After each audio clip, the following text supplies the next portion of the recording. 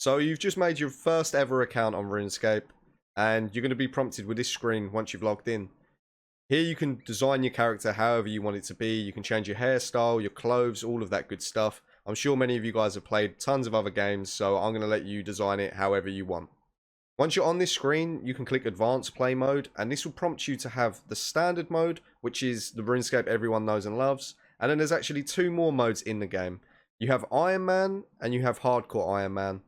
The Iron Man mode is essentially going to make it so you can't trade with any other players and you have to get every single item yourself. Kind of making it like a single player experience for many players. If this is your first time ever playing RuneScape, I would recommend not playing either of these modes. They're really fun, and once you have a good understanding of how the game works, go for the challenge and play on these. But to begin with, I'd 100% recommend playing on a standard account where you have no limitations, so you can learn the game at your own pace. And then pick whatever name you want. Obviously, loads of them are going to be taken, so you're going to have to do something pretty unique. There we go. So we have Duo Scape with 2 E's, and that will work fine. This is your first time ever playing the game, and you don't know the ins and outs. Select you've never played before, so you can go through the tutorial. You can skip the tutorial at any time, so I definitely recommend to any player out there selecting I've never played before, so that you can go through the in-game tutorial. In the top left, you're going to have an activity tracker, which is going to tell you everything you need to do in the tutorial. It will also tell you a ton of useful information. For example, zooming in and out, you can do with your mouse wheel. And if you press your mouse wheel in, you can rotate. If you're playing on mobile, this will show you guys how to do this on mobile as well, using different gestures with your hand. Yeah, I'm going to go through this tutorial and then we'll get into this guide. To navigate around the game, you can click on the floor and it will take you to wherever you click. But you can also traverse through the game by clicking on the mini-map as well. And wherever you click, it will put a little arrow, and this is where it would take you. Just follow all of the paths, and the tutorial is actually been really well optimized compared to how it was in the past. It will show you everywhere that you need to go and everything that you need to do. So just follow all of the prompts in-game. So once you get to the end of the tutorial, when you talk to the magic instructor, it's going to prompt you to click on this home teleport button. And this is what's called the lodestone network in RuneScape 3. And this is a fast travel system around the game. In order to use all of the lodestones, you have to have gone to the area first. And then once you go to that area, you can unlock the lodestone and teleport there as much as you want. So as soon as you finish the tutorial, you're going to teleport to Berthop. And this is where you're going to start your journey. So as soon as you get into Berthop and into the main game, it's going to prompt you with the activity tracker, some tasks that you can do. I'm going to recommend a few things to do before doing that, just to make it look a lot cleaner on your end. Firstly, you want to sort out your interface. Everything on here can be customizable, and you can pretty much change anything that you like. For example, you can make your minimap as big or as small as you'd like. I'd recommend having it fairly big for when you're first getting into the game, because you need to learn the map first. So when you first get into the game, there's a lot of settings that you can change. The whole interface is customizable, and there's tons of things that you can put on your screen at once. We're going to keep this simple for now, so that we don't confuse you. But just so you know, when you get familiar with all of the interfaces that you have open, for example, the backpack, once you're familiar with this and know it's your backpack, your worn equipment, your skills, your minimap, I'd recommend going over to settings, clicking on interfaces and appearance, and clicking slim headers. This will make your interface look a whole lot cleaner, but make sure you fully understand all of the things first. Another thing that you can do is you can tick this box here, which will hide the title bars when locked. So if we press escape now, and you click on this icon down here on the ribbon, this bar right here is called the ribbon, and this is pretty much how you design your interface. And as you can see, if we click on this padlock in the top right and lock it, it will remove them headers completely from our interface. Like I said though, when beginning the game, I'd recommend not having the slim headers so that you can see and get familiar with all of the interfaces in RuneScape. The beauty of RuneScape, you can design this interface however you want. However, when you're starting off, I'm going to show you all of the things I'd recommend having out at once. You're going to want to make sure you have your quest list somewhere on your screen. So because it's nice and easy to see, I'm going to put it up here so that we can keep track of what quests we've done and what quests we haven't done. My interface is going to be down here, and next to my interface I'm going to have the worn equipment and my skills. If you wanted to have these separate, you can drag them out and have them like this, for example. There really is no right or wrong way to do this. There's tons of different interfaces out there, and your interface will change over time depending on the content that you're doing. And then I would also recommend clicking on your ribbon again and opening up each of the combat styles. So you have your magic book, you have your melee abilities, and you have your ranged abilities. I'd recommend opening all of these together and compiling them next to each other. And this is your combat abilities that you're going to be using in a game, and this is the massively different thing about RuneScape 3 compared to the RuneScape you probably know. It uses an ability-based system opposed to just clicking on an opponent and fighting. And now, if you take a look in the bottom left of my screen above my chat, you have an action bar, and on this action bar, you can assign your abilities and you can keybind them to use when you're in combat. The default keybinds you're going to have are going to be 1 through 9, dash, equals, and then 2 free ones. If you did want to change these, you won't need to yet, but eventually in the game, having the correct keybinds is very important, as it is in many MMOs. You can right click on any of these spaces and go customize keybind and then assign it to anything you want. Personally, I like to use QWERTY for most of my abilities, so that's what I do, and I'm going to input that in now. So you just right click, customize keybind, and put in the keybind that you want to use. And then as you level up your combat stats, you're going to actually unlock more of these abilities.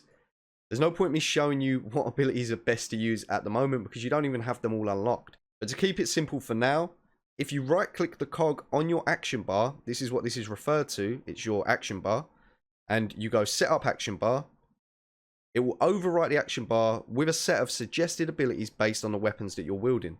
So because we're wearing a bronze dagger, if we go yes and don't ask again, it will put on the abilities that it recommends. Another way that you can adjust your ability bar is by just simply dragging the abilities into it. So when we unlock 8 strength, we're going to unlock the punish ability. And when you do that, the game is pretty good at automatically putting these abilities onto your bar. But if you did want to manually customize it, you can drag them on and you can drag them off whenever you would like.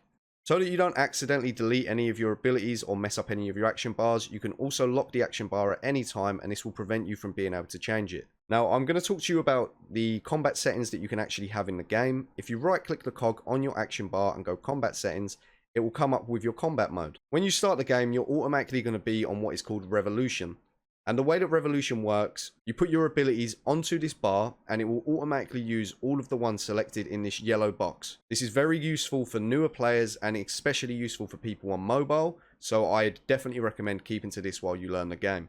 If you play other MMOs such as World of Warcraft and you're used to manually inputting all of your abilities, you can select full manual, and this will allow you to manually trigger each of these yourself. As I said though, whilst you're learning, revolution is 100% the way to go. And for those of you that have come over from old school or you played back in the day, we have the old combat system for that. So if you select legacy combat mode, you will fight without abilities. Just please be aware that the game is designed around abilities for the most part. There's a lot of content you can do without using the abilities, but I'd strongly urge, if you want to get into this game, you learn and try out the combat system because it really is what separates it and makes it one of the best MMORPGs out there. You can manually adjust how big your revolution window is. So you can make it so that your whole bar will always be automatically used. You can make it so only 2 abilities are automatically used. This won't be too important at the beginning of your journey, but just so you know, this is a customizable option that you have. And then finally, you can customize what types of abilities are used. And before we get into that, let me explain the different types of abilities. First up, you have basic abilities. These basic abilities will build adrenaline. Adrenaline is, so to speak, your combat currency for this game. When you're in combat, you will use basic abilities and it will gain you adrenaline, and then you use your adrenaline to use more powerful abilities. That's it dumbed down anyways. For example, if I come into this cave and start attacking some of these trolls, you will see that it will actually start using my abilities. And this bar above your head is your adrenaline bar. And every one of these abilities that you use will grant you adrenaline. Once you have 50% adrenaline, you can use what is called a threshold ability. A threshold ability is an ability that you need 50% to use, and it will consume 15% adrenaline once used. These are normally a lot stronger than your basic abilities, and they are pretty much what makes the combat system so interactive, knowing when to build, when to not build, when to save, and when to use stronger abilities versus using your basic building abilities. But basically at the start of the game, when you've got 50% adrenaline, just so you know, your threshold abilities can be used to deal more damage. So if I press G, it will use 15% adrenaline and it will apply the threshold to the opponent.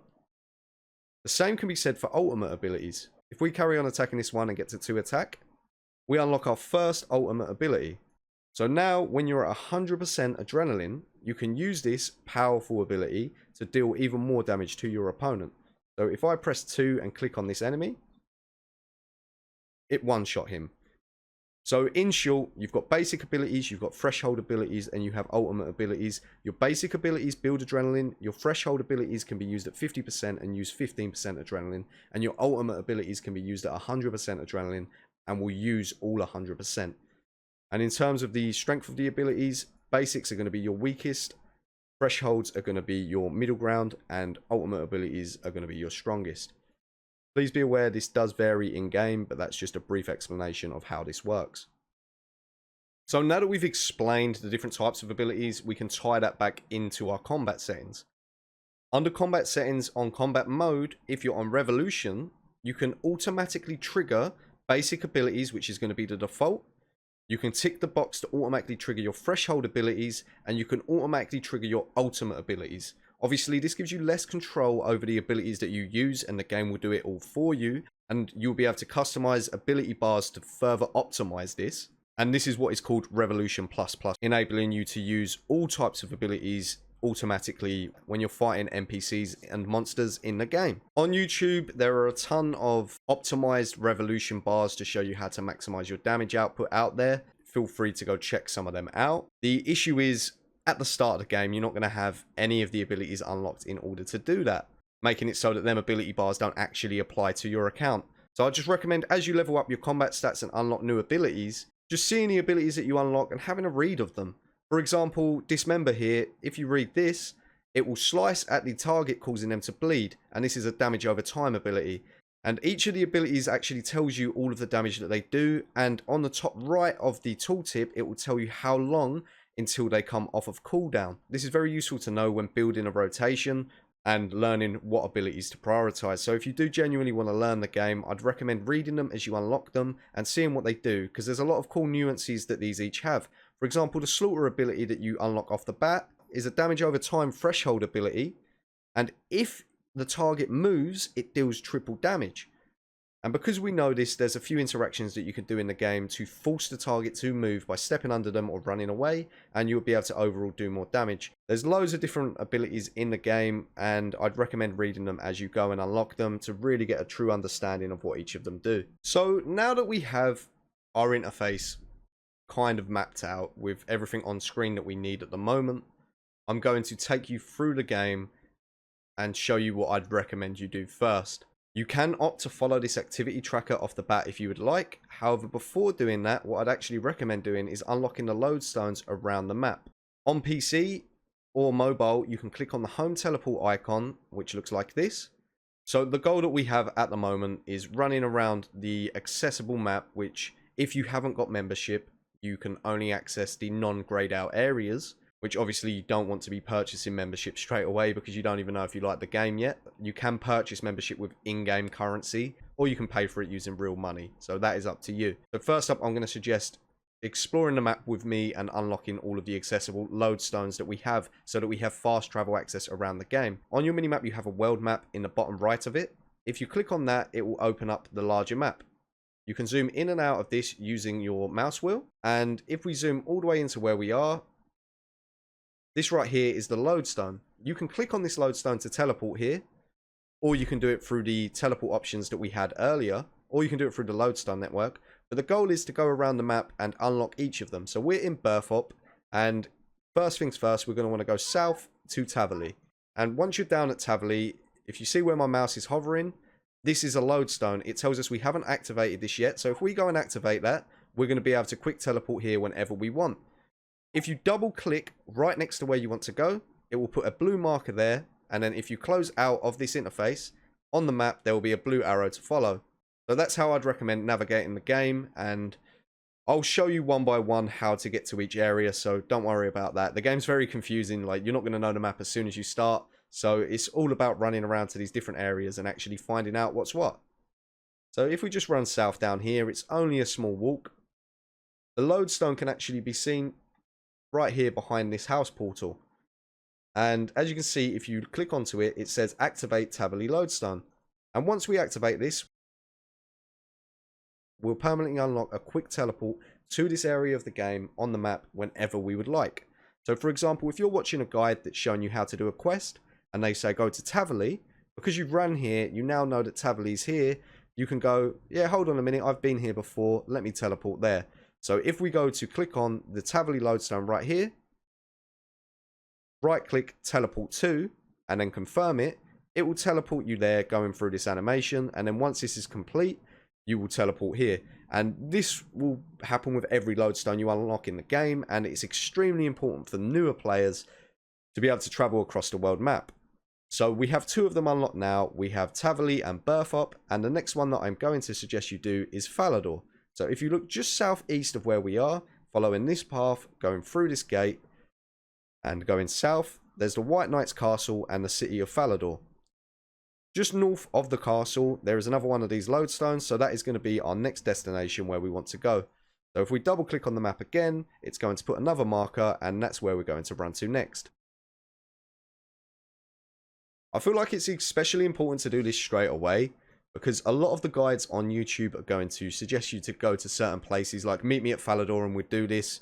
Or other players in the game may say, go to Varrock, go to Lumbridge. And if you haven't done this process, you won't actually know any of this stuff. I'd recommend following me now as we go through, and we're going to activate every one of these that are important one by one. Now that we're at Falador, let's activate this lodestone and have this permanently unlocked. And once again, if we now click onto our home teleport option, you can see that we actually have 3 of these unlocked. And you can see, right, how this will increase how quick you can travel across the game, right? If you've ever played games like Skyrim, it's very similar to unlocking a new city or guild to quick teleport there. So next on the agenda, now that we've got Falador, I'm going to recommend that we travel northeast, following this path up past the Invention Guild, down past Barbarian Village, and then we're going to go straight north all the way up to Edgeville. This is another city that you're going to be spending a lot of your time at, and we're going to go activate that lodestone. So once again, double click on the map and your marker will be highlighted. So I'm going to run all the way there, and I'll speed this up and show you once we get there. Another great thing that Runescape has actually done, like this wasn't always the case, and it was a big limiting factor to newer players. They've shown you in the quest list where each of the quests are. So you can actually complete these quests per location. So if you wanted to go, oh, I want to complete the Wolf Whistle quest, that's in Tavily, you can click on your map and go, hold on a minute, where's Tavily? Hover over each of these options and go, there it is, Tavily, and you can teleport there. Also, just so you know, when you open up this home teleport tab, if you're on PC, every single one of these teleports are keybound and they have binds. You can't change these, unfortunately. But if we wanted to teleport to Berthop, we would press B. If we want to teleport to Tavily, T, Falador, F. You get the gist, right? If there's 2 places that begin with F, for example, it would change it to F and Alt F. So just for future reference, if you hover over each of them, you can see the shortcuts to teleport there quickly. And we've just come past Edgeville Monastery, and here is the lodestone for Edgeville. And this will unlock the permanent teleport here. Now that that one's unlocked, we're going to just carry on through the map, and we're going to go unlock the Varrock teleport. Let me just quickly get away from this mugger who will probably kill me because he's a level 12. So once again, now that we've got the Edgeville lodestone complete, we're going to go unlock our next one. One thing that you can actually do to see these on the map very clearly, there is a navigation system on the left. And if you click these on and off, it will take everything off the map, and you can click on lodestone and make it so that only the lodestones appear. And now, as you can see around the map, if you zoom in, you can see the lodestones flashing. And if you zoom out, they will become even more visible. So what we're going to do, we're going to do a route around the game, activating all of these one by one, and then we will have them all permanently unlocked. Once you have them unlocked, you can see they have a little gold trim around them, so you can easily see which ones you've done and which ones you haven't. So if you don't want to follow the rest of the guide of me navigating around the map showing you everything that you need to know and how to get the lodestones, you can simply deselect everything on here. Remember to put them back on after by reticking the boxes you unticked, because a lot of the information on there is useful. So if you didn't want to follow me in activating these and you wanted to try it for yourself, just repeat what I've done and click on one of the lodestones that you want to go to by double clicking and go activate them yourself. But for those of you that want to stick around and have a walkthrough, we're going to be going to Varrock next, and the Varrock is the home of the Grand Exchange. And for those of you unaware, the Grand Exchange is actually like the trading hub of RuneScape 3. This is where all the action goes. You want to buy, sell anything, this is where you go, and you will go into the RuneScape marketplace, and we'll get to that in a moment. So we're going to go just south of the city and double click on this lodestone, and that is the next destination that we're going to run to. So I'm going to just run south back where we came to Barbarian Village. And once you reach down to Barbarian Village, you want to cross this bridge going east. Another cool tip that you guys can do, obviously when you're moving your camera with your arrow keys or your mouse wheel, to help you navigate even easier and familiarize yourself with the map, you can click on this compass icon and it will reset the camera to face it north. You can face it south if you want, you can face it north. You can right click it and go into free cam if you really wanted. I don't know why you'd want to do this, but as a newer player, I think it's important for you to know all of the things you can do in this game. So obviously there will be a shortcut if you go southeast past the city, but just for reference, I will run through here so you can see what's going on. Obviously, a lot of the people that come from old school, this was originally old school, so everything's kind of based off of it. And a lot of the major cities are going to be exactly the same, just with some updated items over time. For example, there will be tons of new quests, tons of new shops, tons of new things that you can actually do here. And it's not just a copy and paste of the content in old school. And here we are, we've hit the lodestone, and a bit of nostalgia for some of you guys out there. There are them damn wizards that you're going to want to avoid on this game as well. So once again, click on the lodestone and activate it. So once again, open up your map again, and we're going to be going to Al Kharid. The reason that we're going to be going to Al Kharid is so that we can do a full loop and get all of these one by one. So double click once again and it will put your marker on the map, and let's go all the way southeast through the desert and activate that lodestone.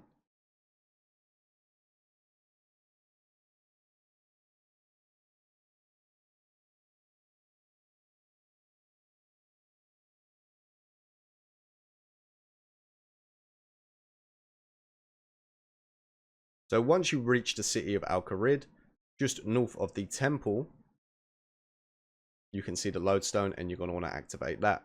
You know that you've done this because it will show you an achievement complete and you will permanently activate that lodestone. Next on our journey, we're going to be going over to Lumbridge, and this is the probably most nostalgic place in Runescape because this is where everyone started their journey back in the day when they were kids. And we're going to click on the marker on the map and just follow the blue arrow. As you can see, if we zoom out, you can actually see it in the distance, which makes it very easy to navigate.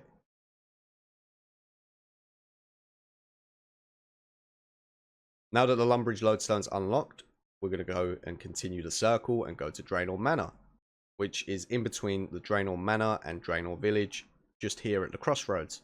So set your marker and run and be on your way.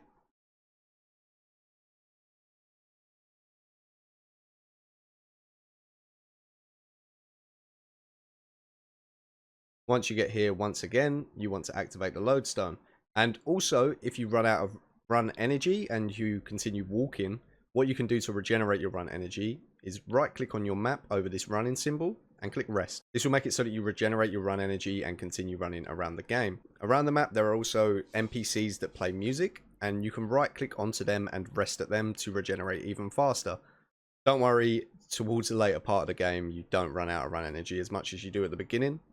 And the higher your agility level is, the slower the run energy will deplete.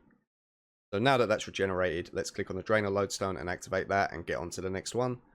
And we have a few more and then they should all be done. So just southwest of Draenor Village, you want to go through this gate, continue going down to Port Sarim, and by the docks, the lodestone is right here. And this is going to be the last main lodestone that you can get in free to play. And these are the only ones that you're realistically going to need at the moment. There is a lodestone in the wilderness, which you can obtain by crossing the ditch and go in here. And to get that, I will show you afterwards. However, please be aware, in the wilderness you can get attacked by other players. So do not bring anything that you're willing to lose while activating this. And then finally, all the way southwest on the map, there is a city called Ashdale. And to activate this lodestone, you need to do the Shadow over Ashdale quest. So you will not be able to activate that yet. But let's go to Port Sarim and activate this lodestone.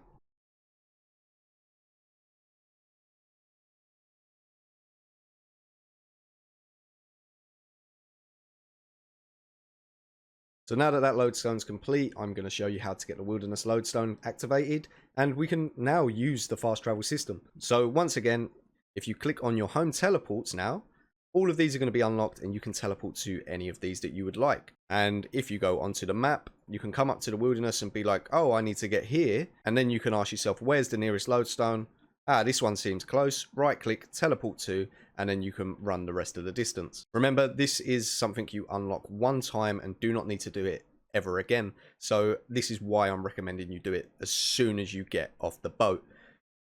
It's very important to learn navigation in this game as soon as possible, and why put yourself through the pain and not unlock these straight away? So make sure you go to the bank first and bank all of your items, because you do not want to lose any of these in the wilderness, and then you will be prompted when you get to the ditch with a warning message telling you that other players can attack you, and this is essentially the PvP zone. I'm going to select enter the wilderness, and we're going to go northeast all the way to our marker. I am going to put a disclaimer out now. Any single time you go into the wilderness, do not bring nothing you want to lose. There are scams that happen in Runescape, there are lures, there are tricks that you won't even think of that people would do to try steal your stuff. So if you want to avoid this, don't go into the wilderness with anything you're willing to lose. If someone tells you, oh, do you want to make some free money, there's probably something fishy with that. But once we get here, this is the last lodestone that we're going to be activating in this episode, and that's everything that you need to know. So now that you have an understanding of how to use the map, how to find the lodestones, and how to activate them, once you unlock membership when you get a bond, which this series I'm going to cover how to get your first bond to get the membership unlocked, you can start unlocking other lodestones across the map using the exact same system. So for example, if you wanted to go over to Kandarin and unlock the Catherby lodestone when you become a member, just please follow the same exact thing we've just done. Look for it on the map, double click it and put your marker there and run and activate it. And just before we finish doing this, I want you to re-put all of your navigation things onto your map because they're all very important. The same can be said for anything in the future. If you're looking for places to mine, you can hover over the mining symbols on the map and you can see what's there. If you're looking for quests, you can hover over the quest icons that are dotted around the map to see what quests are there. You can see the bank icons to see where you can deposit your stuff and all of that good stuff. So just remember, if anyone in a guide tells you to go to a certain area, you now have the teleports unlocked and you can now refer to the map and look for exactly where they're saying. The next thing I'd recommend you guys doing is going to Varrock and unlocking the trading system in the game. So if you open up your home teleports and click Varrock, which is the two swords, on the yellow background, you will start teleporting over to that lodestone we unlocked earlier. And this is the real significance of doing this straight away. You can really travel across the game a lot faster. As you can see, when we teleported there, we had a brief moment where we had a loading screen. If you go to your settings, you can get to your settings by clicking on this cog on your ribbon or pressing escape, or just clicking the settings icon on mobile. You can then go to graphics, you can scroll down and you can untick loading screens. Obviously, if you have a slower PC or an older phone, you may want to have these on so that your game loads properly. Another thing you want to make sure that is on, you want to have remove roofs and you want this selected on always. If you do not have this, the game will look cooler, but you're not going to really be able to see inside any building until you go in them. So this is up to you. I'd advise, and many other players would advise, if you're playing this game, have your remove roofs option onto always. It makes the game a whole lot easier to navigate and shops easier to find and all of that fun stuff.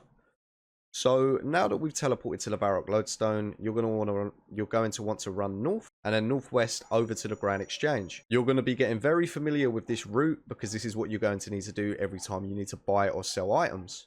Now that you're at the Grand Exchange, you want to go north and enter there and talk to either Niles or the Grand Exchange tutor. And once you talk to these, you're going to go through a brief tutorial on how to use it. I'd advise speaking to the Grand Exchange tutor and saying, I want the basics from you. And then to navigate through the chat options, if you hold down the space bar, it will continue the dialogue. And if it comes up with any options where you need to select them, as you can see, they're labeled 1, 2, and 3. You can press any of them numbers to select that option. Now that you've clicked, I want to learn the basics from him, you should have access to the Grand Exchange.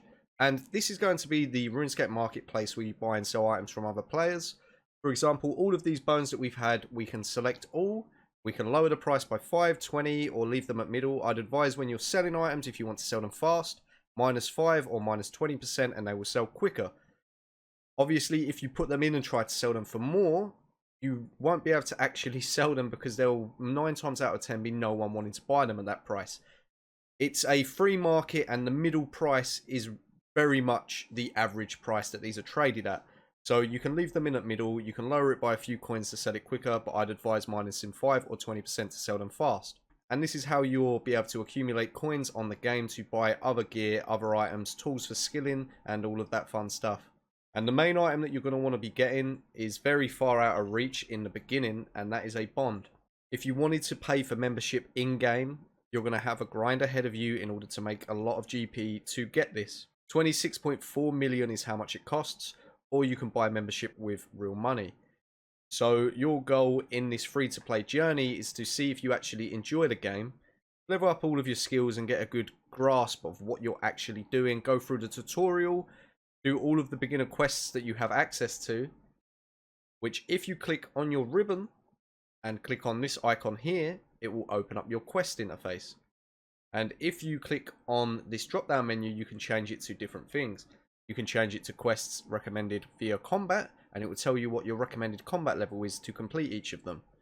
You can select it to see the difficulty, to see which ones are the easy quests, which ones are the intermediate, the master, grandmaster, and special quests.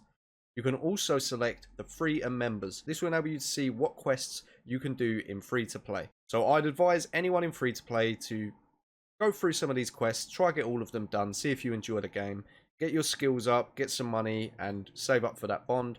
I'm going to be covering some videos in the future to show you the most optimal way to get your first bond in free to play, but that's all I've got for you guys today. Hopefully you guys enjoyed, and if this is your first MMORPG, let me know in the comment section down below. Let me know how you're finding the game, let me know if you're enjoying it, and more importantly, let me know what kind of guides you would like to see. And on the channel we have series for you guys to watch to see if it's the kind of game that you would like to get into, and there's tons of guides for when you get to the end game, and this is my take on a beginner's guide to RuneScape 3. Comment in the comment section down below. Let me know if you're enjoying the game and what made you come over. Was it mobile, or was it the hype that mobile brought? Are you enjoying the game? And if so, what do you enjoy about it? What would you like to see? And more importantly, what guides would you like to see?